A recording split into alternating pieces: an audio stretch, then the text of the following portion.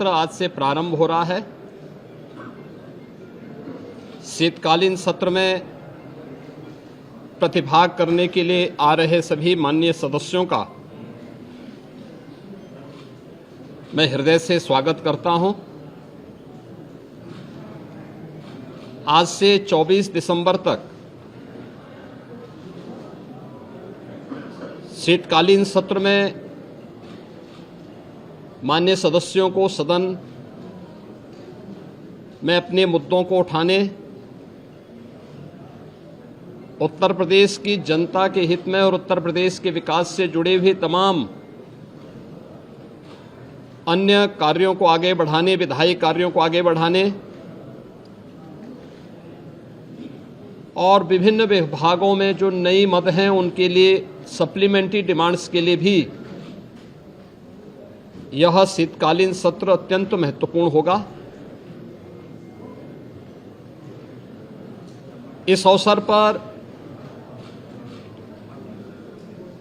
राष्ट्रगीत वंदे मातरम के 150 वर्ष पूर्ण होने के उपलक्ष्य में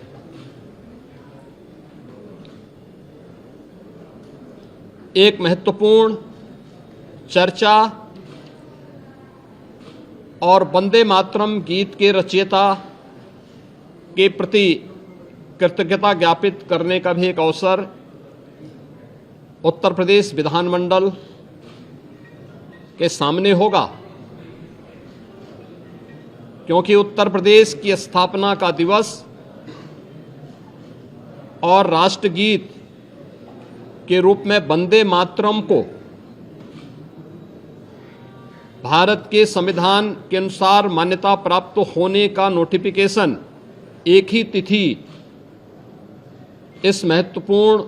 इवेंट के लिए है और उत्तर प्रदेश की विधान मंडल में इस पे चर्चा इसलिए अत्यंत महत्वपूर्ण होगी। कल सर्वदलीय बैठक में हम लोगों ने सभी दलीय नेताओं से इस बारे में अनुरोध किया है कि सरकार प्रत्येक मुद्दे पर चर्चा कराने के लिए तैयार है। सरकार विकास से जुड़े हुए मुद्दों पर एक सकारात्मक रुख है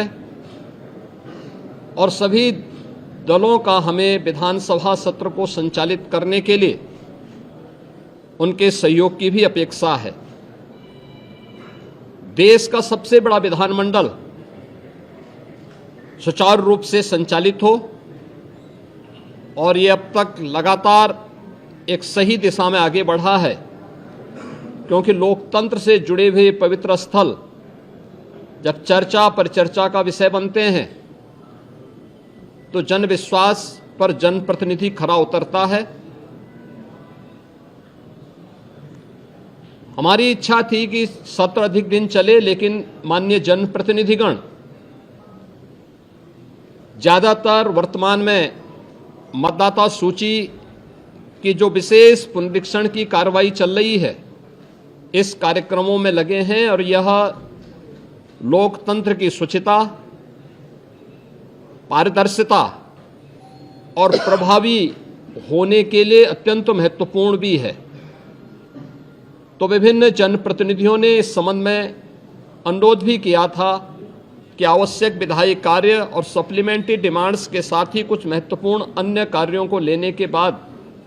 वंदे मातरम पर चर्चा परिचर्चा के उपरांत अगर इसे हमें आगे के कार्य के लिए SIR की इस कार्रवाई को जो भारत निर्वाचन आयोग के मार्गदर्शन में चल रही है इसके लिए समय मिल जाता, तो इसलिए इसे आज से 24 दिसंबर तक विधानमंडल की इस कार्रवाई का हमने सत्र रखा है और मुझे पूरा विश्वास है कि यह सत्र उत्तर प्रदेश विधानमंडल के साथ ही उत्तर प्रदेश के विकास के लिए एक महत्वपूर्ण सत्र साबित होगा। समाजवादी पार्टी लगातार सरकार पर आरोप लगा रही है, हर प्लेटफॉर्म पर आरोप लगा रही है, सरकार की तरफ से क्या कार्रवाई? उनके विधायक होर्डिंग बोर्ड करा रहे हैं, क्या कहेंगे? देखिए,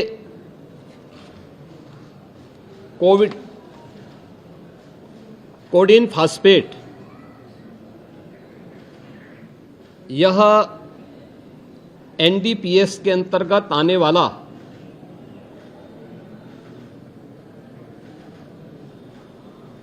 एक औषधि है जिसका निर्माण कोडीन युक्त कफ सिरप यानी गंभीर खांसी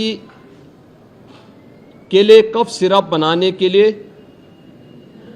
उपयोग होता है, लेकिन सेंट्रल नारकोटिक्स ब्यूरो के द्वारा इसे केवल उन्हीं औषधियों के निर्माण के लिए आवंटित किया जाता है। इसके लिए उसका कोटा, उसका आवंटन, ये सभी सेंट्रल नारकोटिक्स ब्यूरो के द्वारा तय होते हैं। इस मामले इसकी यह कफ सिरप तमाम जगहों पर नशीले पदार्थों के रूप में इसके दुरुपयोग की शिकायतों के बाद इस पे हम लोगों ने कार्रवाई की थी, क्योंकि अवैध रूप से इसकी तस्करी की शिकायतें आई थीं और ये उत्तर प्रदेश पुलिस ने एनडीपीएस जो उत्तर प्रदेश का एफएसडीए विभाग है, इसके नेतृत्व में हम लोगों ने उसको एनडीपीएस के दायरे में लिया, क्योंकि माननीय उच्चतम न्यायालय ने भी इसको इस रूप में माना है और इस पे कार्रवाई प्रारंभ की है। यह कार्रवाई उत्तर प्रदेश सरकार के द्वारा एफएसडीए, यूपी पुलिस और एसटीएफ इनके द्वारा प्रारंभ की गई है, जिसमें अब तक हम लोग काफी बड़े पैमाने पर इसके अवैध तस्करी के प्रकरण को पकड़े हैं और इसमें व्यापक गिरफ्तारियां भी हुई हैं।